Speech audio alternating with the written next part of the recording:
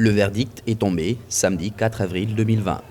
Komi Kutché, ex-ministre d'État de l'ancien président béninois Thomas Boni Yayi, a été condamné à 20 ans de réclusion criminelle et 500 millions de francs CFA d'amende pour détournement de deniers publics et abus de fonction.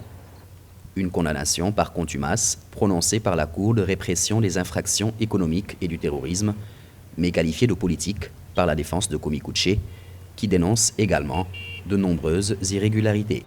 Je n'ai jamais vu un jugement qui condamne un homme pour détournement de fonds publics sans lui dire exactement de quels fonds précisément parle-t-on et à quelles fins ont été utilisés ces fonds, ni même de lui dire où précisément se trouvent ces fonds publics. Voilà pour le fond de la procédure, mais surtout ce qui choque, c'est la procédure en elle-même, c'est le fait que ce jugement ait été rendu par défaut, puisque mon client n'a pas pu se défendre utilement devant cette juridiction. La Cour a en outre délivré un mandat d'arrêt international contre lui et ordonné la saisie de ses biens.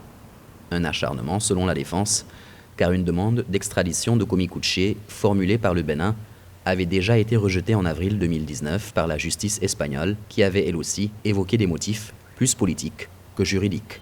De nature politique. Alors de nature politique, c'est pas moi qui le dis, c'est tout le dossier qui parle à ma place. Ce sont les institutions internationales telles que Interpol et d'autres hautes juridictions européennes qui ont reconnu, notamment celle de Madrid, la nature politique de ce procès et le caractère inique de la procédure devant la Cour de répression des infractions dans le cadre en particulier et tout particulièrement du procès fait contre mon client Komi Kutché. Komi Kutché peut cependant encore faire appel de sa condamnation devant la chambre d'appel de la Cour de répression des infractions économiques et du terrorisme, un ultime recours que la défense entend bien saisir.